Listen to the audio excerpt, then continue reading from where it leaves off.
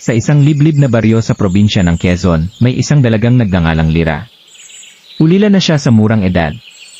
Nasawi ang kanyang ama sa isang aksidente sa palaisdaan, habang ang kanyang ina naman ay namatay dahil sa matagal na pagkakasakit. Sa edad na 15 taong gulang, naiwan siyang mag-isa, walang kamag-anak, walang sariling lupa, at walang sapat na kaalaman upang maghanap ng disenteng trabaho. Isang araw, isang ginang mula sa Maynila ang dumayo sa kanilang baryo. Si Aling Belinda, isang matandang may-ari ng malaking bahay sa Quezon City, ay naghahanap ng kasambahay para sa kanyang pamilya. Nakita niya si Lira na naglalako ng kakanin sa kalsada habang pawis na pawis at maputla. Lumapit siya at kinausap. "Iha, gusto mo bang magtrabaho sa Maynila? May tirahan at pagkain ka na, may sahod ka pa. Hindi ka na magpapagod sa kalsada," alok ni Aling Belinda. Dahil sa kagipitan at kawalan ng ibang mapagpipilian, pumayag si Lira. Kinabukasan, sumama siya sa matanda patungong lungsod. Ang bahay ni Aling Belinda ay malaki, may 3 palapag, may hardin, at may sariling sasakyan. Ngunit sa kabila ng kagandahan nito, malamig ang pakikitungo ng mga taong naroon. Si Donna Belinda, ang may-ari ng bahay, ay mahigpit at istrikta. Ang kanyang asawang si Mang Renato ay tahimik ngunit wala ring malasakit. Mayroon silang 2 anak na babae, sina Margot, 21, at Desa, 18, parehong mayayabang at sanay na inuutusan ang lahat ng bagay. Pagkarating pa lamang ni Lira, agad siyang pinagtulungan ng magkapatid. "Hoy, ikaw ang bagong katulong. Linisin mo agad ang kusina. At mamaya, plansahin mo lahat ng uniform namin," utos ni Margot na hindi man lang siya tiningnan. "Baka tamad ka ha? Baka pasaway ka. Sa amin, hindi uso ang reklamo," dagdag ni Desa habang abala sa paglalagay ng make-up. Araw-araw, gigising si Lira ng alas 4 ng umaga upang magluto ng almusal, magwalis, maglaba, at maghanda ng gamit ng buong pamilya. Madalas, hindi siya pinapakain ng tama.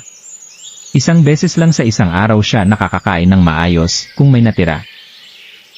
Wala siyang sariling kwarto.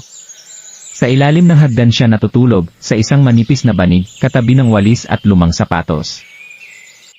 Ngunit sa kabila ng lahat, tiniis niya ang hirap. Sa puso niya, may munting pag-asa pa rin.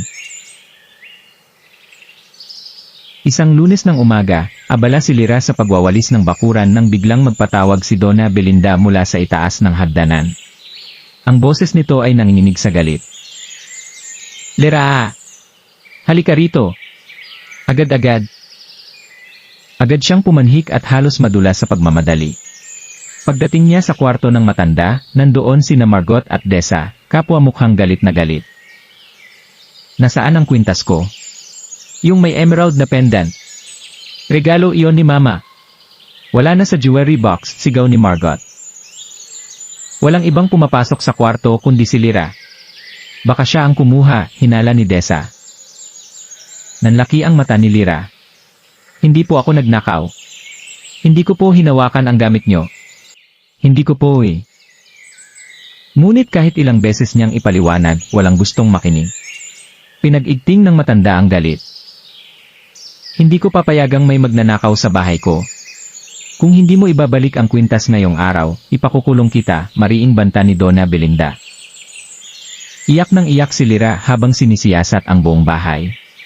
Lahat ng sulok, lahat ng kabinet, lahat ng paso, inusisa niya.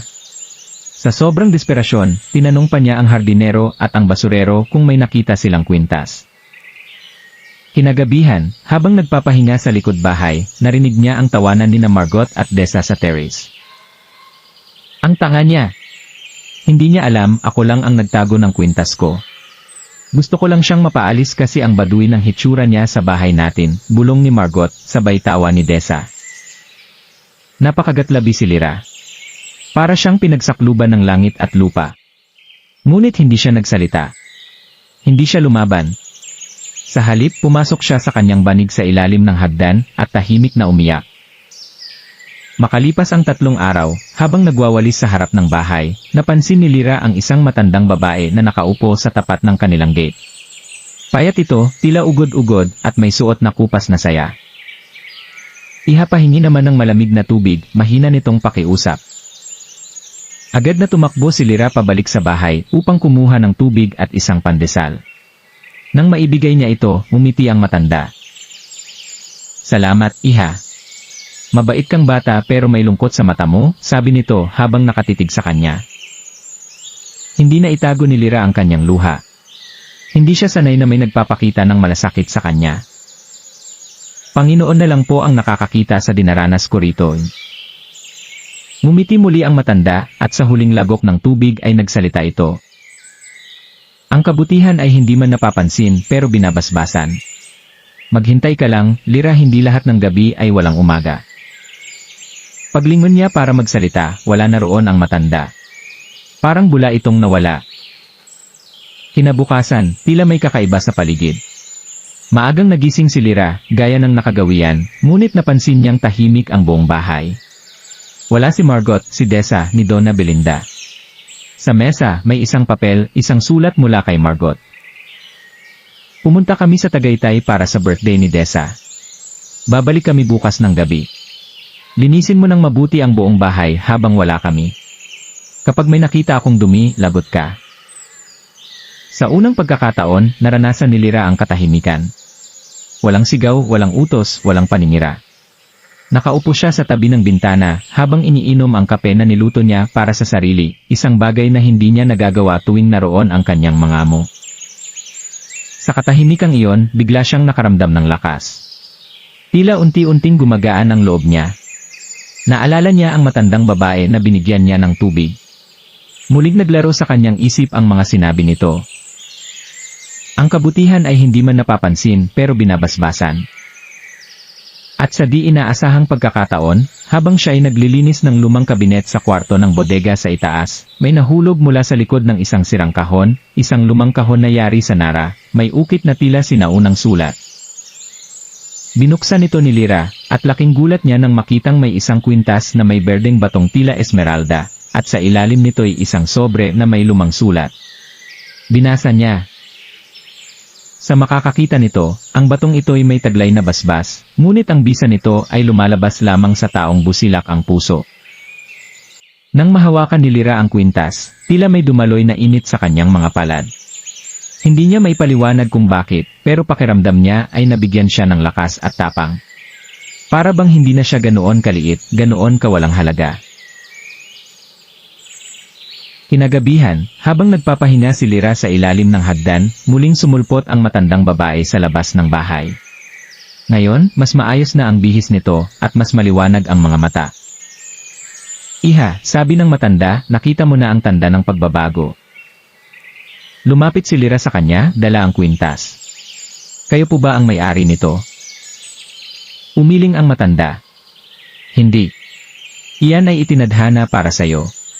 Matagal nang naghihintay ang kapalaran mo, at ngayon, ikaw na ang magpapasya kung mananatili ka sa kadiliman, o sisimulan mo ang paglaya. Bago pa man siya makapagtanong, muling nawala ang matanda, tulad ng dati. Kinabukasan, pagbabalik ng pamilya ni Donna Belinda, galit agad ang sinalubong kay Lyra. Si Margot ay sumisigaw, si Dessa ay nagrereklamo, at si Donna Belinda ay muling nagbabantang paalisin siya. Pero kakaiba na si Lyra ngayon.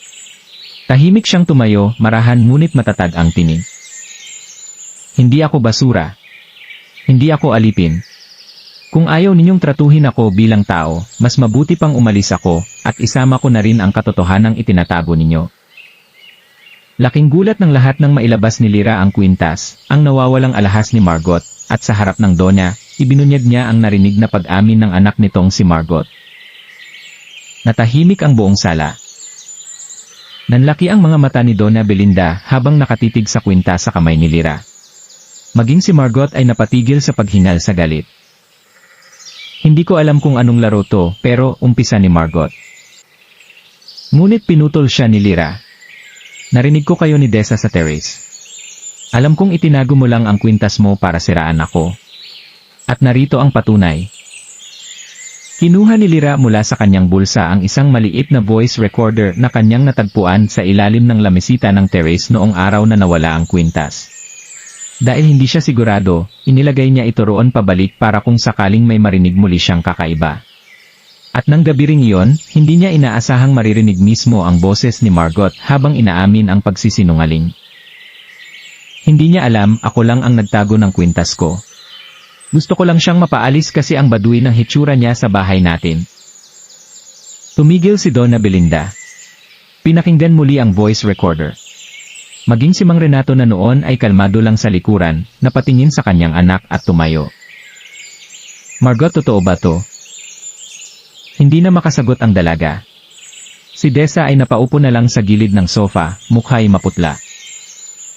Sa unang pagkakataon, nakita ni Lyra ang takot sa mga mata ng kanyang mga amo. Ngunit hindi siya sumigaw, hindi siya nagalit, ang kanyang katahimikan ang lalong nagpabigat sa kanilang konsensya. Pagkaraan ng isang araw ng tensyon sa loob ng bahay, kinausap siya ni Mang Renato.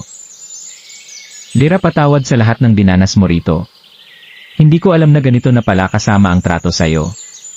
Naiintindihan kong gusto mong umalis. Tahimik lang si Lyra, ngunit hindi niya inaasahan ang susunod na sinabi nito. Kung papayag ka, nais kong tulungan ka. Alam kong marunong kang magbasa at sumulat. Gusto mo bang ituloy ang pag-aaral mo? Kami na ang bahala sa gastusin, bilang kabayaran sa lahat ng utang namin sa'yo. Hindi kaagad nakasagot si Lyra. Sa dami ng pangarap na pilit niyang kinubli sa puso, ngayon lamang siya inalok ng pag-asa. Ngunit hindi niya agad tinanggap. Salamat po. Pero hindi ko ito tatanggapin dahil naawa kayo sa akin. Gusto kong bumangon sa sarili kong paa. Sa gabing yon, nag-empeke si Lyra. Ibinaba niya sa mesa ang kwintas, hindi upang isauli, kundi bilang tanda na hindi na siya ang dating takot na kasambahay. Siya'y paalis hindi bilang talunan, kundi bilang taong may paninindigan. Ilang araw matapos lisanin ang bahay ng mga amo, nagtungo si Lyra sa simbahan sa bayan. Doon siya pansamantalang tumira bilang katuwang sa isang maliit na convent na pinatatakbo ng mga madre. Sa halip na alipustahin, tinuruan siya roon ng pananampalataya, disiplina, at paggalang sa sarili. Sa tulong ng isang madre, na siya ring dating guro, nag-enroll si Lyra sa Alternative Learning System DAYA. Matyaga siyang nag-aaral sa umaga, at sa gabi tumutulong siya sa paglilinis ng kapilya at pagtuturo sa mga batang kalye. Lumipas ang ilang buwan, unti-unti siyang bumangon. Sa tulong ng mga taong tumanggap sa kanya, natuto siyang hindi lahat ng mayaman ay mapang-api, at hindi lahat ng mahirap ay walang halaga. Minsang naglalakad siya pauwi mula sa palengke, isang matandang babae ang sumalubong sa kanya, ang matandang misteryosong babae na minsang humingi sa kanya ng tubig. Iha, kamusta na ang puso mo? Ngumiti si Lyra. Maliwanag na po. Hindi na gaya ng dati. Ngumiti rin ang matanda. At sa isang iglap, naglaho ito, ngunit sa kanyang iniwang upuan ay may isang maliit na kahon. Nang buksan ni Lyra, naroon ang kwintas na minsan niyang iniwan, at isang papel na may sulat. Ang basbas ay ibinabalik sa pusong marunong magpatawad. Isang hapon, habang naghahanap si Lyra ng librong maaring gamitin sa kanyang pagsusulit sa IELTS, nagtungo siya sa lumang pampublikong aklatan sa bayan. Tahimik at maalikabok ang lugar, ngunit iyon ang paborito niyang tambayan, payapa at puno ng kaalaman. Habang nagbabasa siya ng librong tungkol sa basic accounting, isang lalaki ang lumapit at naupo sa mesa sa tapat niya. Nakaitim itong polo at may suot na salamin. Ang buhok ay magulo, pero ang mga mata, malalim at parang palaging nagmamasid. Excuse me, bati nito, pwede bang makishare ng mesa? Wala na akong maupuan. Tumango si Lyra at mumiti. Sige po. Tahimik silang nagbasa. Ngunit di naglaon, napansin ng lalaki ang hawak-hawak ni Lyra, isang notebook na puno ng sulat kamay na reviewer. Napansin niyang ang sulat ni Lyra ay maayos, at ang mga tala ay masinsinan. Ang sipag mo mag-review, puna ng lalaki. May exam po kasi ako sa Belia.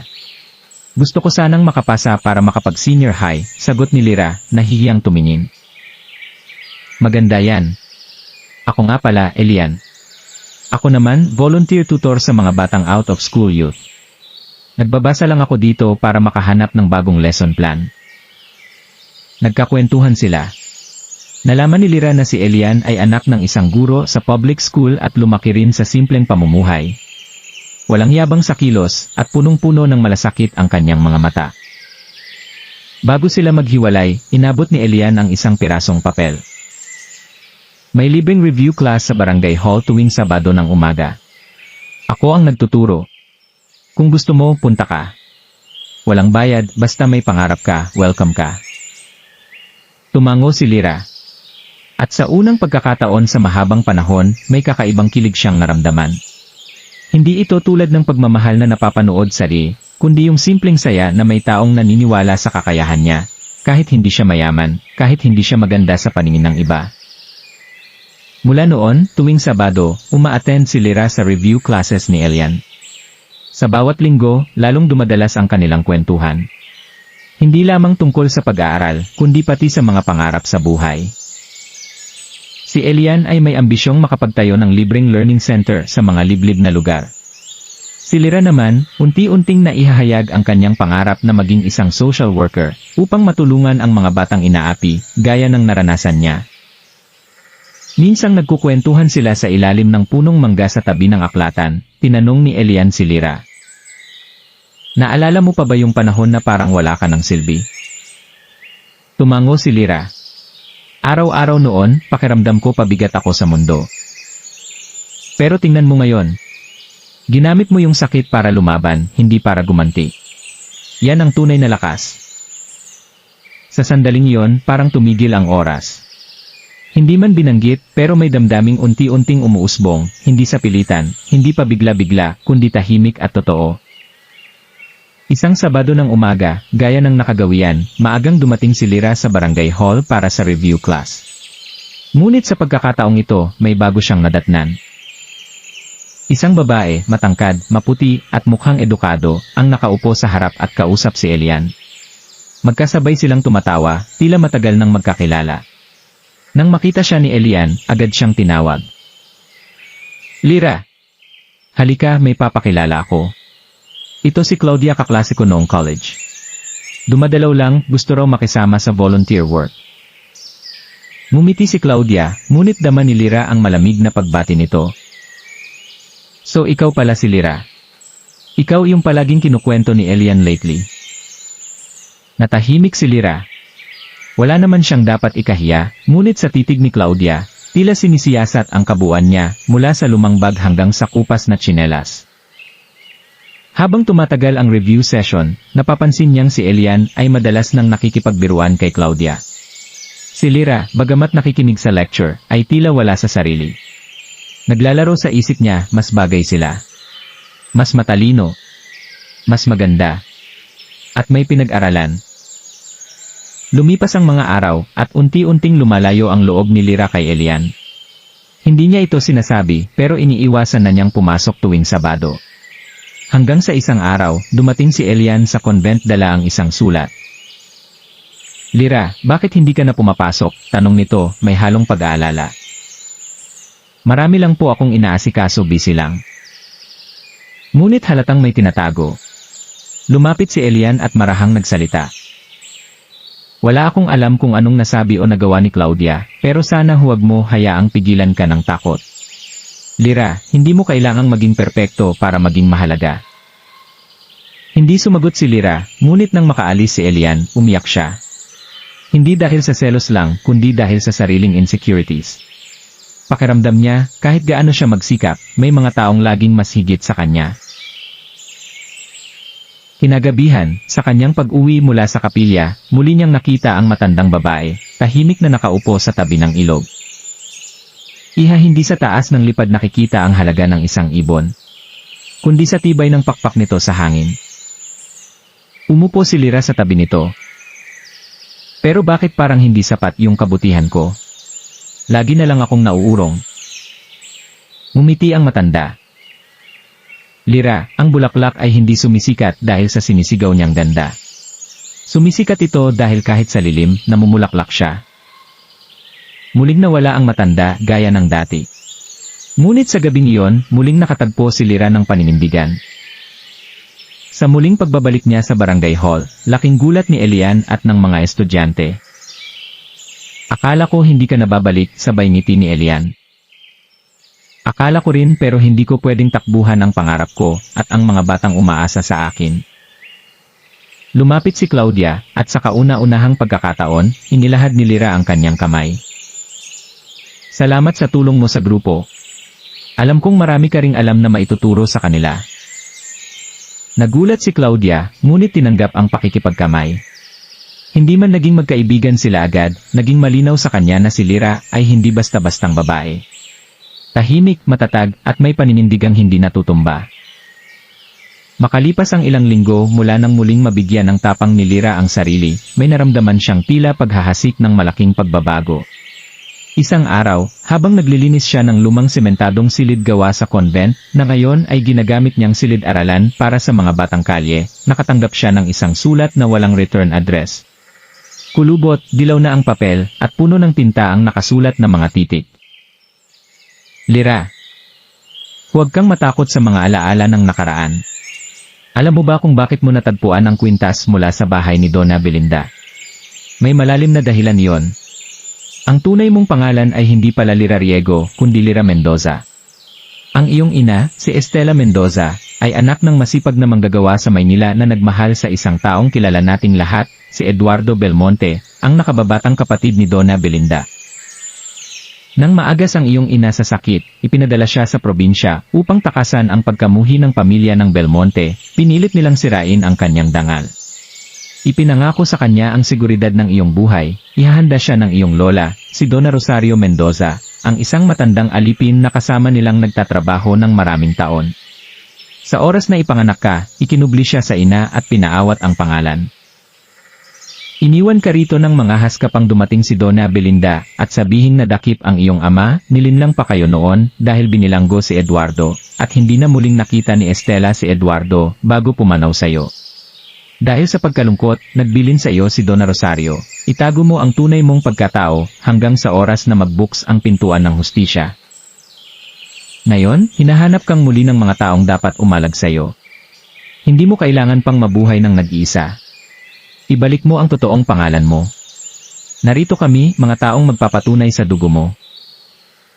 Isang kaibigan ng iyong ina eh. Nabigla si Lyra nang basahin ito ng maraming ulit. Kabilang sa pabasa sa kawalan niya, ang kwintas na may Esmeralda, hindi pala basta-basta regalong birthday ni Margot, kundi isang piraso ng kanyang sariling kasaysayan. Aalis na siya noon sa bahay ni Belmonte na walang hinahanap kundi hustisya at pag-aaral. Hindi niya inakalang may mga tao pala na nakaalam tungkol sa kanya, at kanino rin pala siya nabibilang. Sa mga oras na yon, para siyang nasa gitna ng bagyo, nalito, nagtataka, ngunit may kakaibang sigla ang bumalot sa puso niya.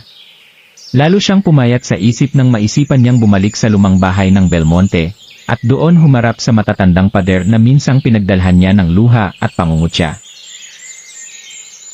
Kinabukasan, nagpasya si Lyra na harapin ang matagal nang itinakbong bahagi ng kanyang pagkatao. Sa tulong ng ilang madre at kabarangay, nabigyan siya ng pagkakataong muli na pumasok sa loob ng malawak na bahay ni Donna Belinda. Naglakad siya sa mahabang hagdanan, pumasok sa silid ni Margot, at sa bulwagan kung saan madalas siyang pagalitan. Marahil mga mata ng kapitbahay, madre, at kabarangay ang nakasaksi sa kanyang pag-uwi. Sa harap ng buong pamilya, kasama sina Mang Renato, Margot, Desa, at sina Donna Belinda, ipinakita ni Lyra ang sulat at ang lumang litrato ng kanyang ina, isang larawan kung saan makikitang nakangiti si Estela Mendoza, nakayakap kay Eduardo Belmonte. Mabilis umangat ang tingin ni Margot at ni Donna Belinda nang makita ang pamilyar na mukha nito, si Estela pala ay pamangkin ni Donna Belinda. Kung totoo man yan, malamyos na wika ni Lyra, kumpas ang boses na may halong pag-igting, tasahin niyo ako bilang kayong apo ni Don Eduardo. Nagkatinginan sina Mang Renato at Donna Belinda, mga labi nilang nanginginig. Maging si Margot ay nanliliit ang mga mata habang binabasa rin ang liham. Makalipas ang ilang sandali ng katahimikan, tumayo si Donna Belinda. Huminga ng malalim bago tumingin kay Lyra. Saksi ako sa lahat ng pahayag mo. Nang uminginig ang puso ko nang makita ko ang iyong mukha, si Estela, ang aking pamangkin na pumanaw, ay matagal nang sinabi na wala ng ugnayan sa amin. Inisip kong ligtas sa probinsya at malayo doon sa amin. Ngunit hindi ko akalain na ikubli siya sa ganitong paraan at palalatandaanin ng patapos na siya. Linaos ko ang pagkakamali kong iyon. Mulat na nagbago ang anyo ni Donna Belinda. Muling lumutang sa kanyang katawan ang dating puso ng lolo niyang nagmahal at pinaloob ng galit ng pamilya. Ngayoy parang dinurog ang paninindigan. Lyra Mendoza, kapatid ko si Estela, ako ang humiling ng pagkakubli mo dahil sa takot ng aking pamilya. Ngunit hindi ko iyon pinangalagaan ng tama. Sa iyong paghihirap, ako rin ay nagkulang. Pinagbayad kita sa kamalian kong iyon. Hindi makapaniwala si Lyra, ngunit sa kanyang puso, unti-unti rin siyang lumiliwanag, may taong handang humarap sa katotohanan at umamin ng pagkukulang. Kung ito'y totoo, nais kong malaman ang iba pang detalye, sabi ni Lyra. Ano-ano pa ang dapat kong malaman tungkol sa aking pamilya? Ikinuwento ni Donna Belinda at ni Mang Renato ang buong pangyayari, ang mahirap na pagbubuntis ni Estela, ang pagnanasa ng matandang magulang na hindi mapahiwalay ang dugo ng Mendoza at ng Belmonte, ang takot ni Donna Rosario na baka mapahamak ang anak, ang bilanggo ni Eduardo dahil sa pagprotekta kay Estela at sa nais na pag-aasawa rito. Mabilis na naunawaan ni Lyra na hindi siya nag-iisa, may mga taong sumusulat pang patunay at handang ipagtanggol siya sa lupaing matagal ng gusto ng pamilya ni Belmonte. Sa isang iglap, nagbago ang turing niya sa kanilang dating bahay, mula sa simbolo ng pangungutya, ngayon naging bahagi ng kanyang pagkakakilanlan. Sa muling pagkikita ni Lyra at ng pamilya ni Belmonte, unti-unti ring lumitaw ang katiyakan na makikita niya ang mga kalaro ng nakaraan, mga taong may pag-aalinlangan pa rin sa kanyang pagiging anak ni Eduardo. Ngunit sa puso ni Lyra, alam na niya ang dapat mong gawin, tanggapin ang Mendoza bilang pangalan, yakapin ang pagpatawad at humarap sa bagong mundo na ipinangako ng dugo't dangal. Makalipas ang ilang araw mula nang aminin ni Donna Belinda ang katotohanan, ipinatawag si Lyra ng isang abogado sa lungsod. Kasama si Elian at ang isa sa mga madre, sumakay sila ng jeep at bus patungong Maynila upang harapin ang legal na proseso kaugnay ng last will and testament ni Don Eduardo, ang ama ni Lyra. Sa tanggapan ng abogado, ipinakita sa kanya ang dokumentong isinulat ni Eduardo bago siya tuluyang nawala at naiulat na namatay sa pagkabilanggo sa isang dayuhang bansa. Nakasaad doon na kung may mapatunayang anak si Estela Mendoza, ito ay may karapatang magmana ng bahagi sa ari-arian ng mga Belmonte. Nakalista rito ang pangalan mo, Lyra Mendoza, sabi ng abogado. May hawak kaming mga dokumento na nagpapatunay na anak ka ni Estela at ni Eduardo. Maaari mong igiit ang karapatan mo, ngunit handa ka na ba sa posibleng pagtutol ng ibang kaanak? Tahimik si Lyra. Hindi siya sakim. Hindi niya ninanais ang kayamanan. Ngunit may isang bagay na mahalaga sa kanya, ang pagkilala. Hindi po para sa pera ang laban kong to, matatag niyang sagot. Para po to sa ina kong nilapastangan at sa batang ako na inakalang walang halaga. Ang balita ay kumalat sa buong bayan, ang dating kasambahay ay isa palang tagapagmana ng Belmonte. Marami ang hindi makapaniwala, pati mga dating kapitbahay ng mansyon. May mga naniwala agad, ngunit may ilan ding tumutol. Isa sa pinakamatinding kumontra, si Margot. Hindi siya kapantay natin. Isa siyang ulila. Kasambahay lang siya. Umasa na lang siyang bigyan ng limos, sigaw ni Margot sa harap ng barangay hall. Ngunit sa araw ng pagdinig sa pamana, dinaluhan ito ng maraming saksi, mga madre, mga guro sa Yeles, at mismong mga batang tinuruan ni Lyra. Lahat sila ay nagpatotoo sa kabutihan, tiyaga, at giting ng dalaga. Isa-isang nagbigay ng pahayag ang mga dating kasambahay sa mansyon, at isa sa kanila, si Manang Flor, ang matagal ng kusinera ng mga Belmonte, ay lumapit at naglabas ng isang lumang larawan at sulat ni Estela. Ako ang tagapagtago ng liham na ito. Inilagay ko sa loob ng lumang balde sa bodega, at ngayon lang ako nagkalakas ng loob na isiwalat. Nararapat na malaman ng lahat ang totoo. Ang sulat ay nagpapatunay na inalagaan ni Estela si Lyra sa kanilang bahay, bago ito sa pilitang ipahiwalay. Nakaabang ang lahat sa desisyon. Matapos ang ilang araw, dumating ang pasya, kinilala si Lyra Mendoza bilang lehitimong anak ni Eduardo Belmonte. Binigyan siya ng legal na apelyido at bahagi ng ari-arian ayon sa batas. Hindi naging madali ang mga sumunod na araw. Bagamat may ilan pa ring tutol sa kanyang bagong estado, mas marami na ang nagpakita ng respeto. Si Margot ay lumayo, si Donna Belinda ay tumigil na sa pakikialam at nanatiling tahimik sa malaking bahay. Pero si Lyra, hindi nasanay sa marangyang pamumuhay, pinili pa rin ang simpleng buhay sa convent at ang pagtuturo sa mga batang lansangan. Sa kanyang bagong pagkatao, ginamit niya ang yaman hindi para magpasikat kundi para magtatag ng isang libreng paaralan sa bayan, isang pangarap na nabuo sa tuwing tinuturuan siya ni Elian, isang ideyang isinilang mula sa pagdurusa. Sa mga panahong iyon, lumalim ang pagkakaibigan nila ni Elian. Hindi man mabilis, ngunit ang damdamin ay unti-unting lumalim. Isang gabi, habang nakaupo sila sa ilalim ng punong mangga kung saan sila unang nagkausap, marahang nagsalita si Elian. Lyra, kahit hindi mo pa nalalaman ang totoo mong pagkatao, para sa akin, matagal ka ng mahalaga. Hindi dahil Belmonte ka. Hindi dahil Mendoza ka. Kundi dahil sa kung sino ka talaga. Ngumiti si Lyra. Sa wakas, may nagmahal sa kanya hindi dahil sa pangalan o yaman, kundi sa puso at tapang na taglay niya. Hindi ko inasahan ang pag-ibig, Elian. Pero kung ito man ang bunga ng lahat ng sakit at hirap, tinatanggap ko. Buo. Lumipas ang ilang buwan mula nang tuluyang kilalanin si Lyra Mendoza bilang anak ni Eduardo Belmonte. Ngunit sa kabila ng bagong apelyido at karangalan, pinili pa rin niyang mamuhay ng payak, malapit sa mga taong dati niyang kaagapay sa hirap. Itinayo niya ang pangarap niyang paaralan sa bakanting lot sa likod ng kumbento, isang maliit pero matibay na gusali na may 5 silid-aralan, simpleng silid-aklatan, at isang kusinang pambayan. Pinangalanan niya ito Paaralang Estela, bilang alay sa ina niyang nagdusa sa katahimikan, ngunit matapang na lumaban para sa kanyang kinabukasan. Sa pagbubukas ng paaralan, dumalo ang maraming tao, mga bata, mga magulang, mga madre, at ilang dating kasambahay. Naroon rin si Mang Renato at ang tahimik ng si Donna Belinda, na sa wakas ay nagbigay ng maikling talumpati.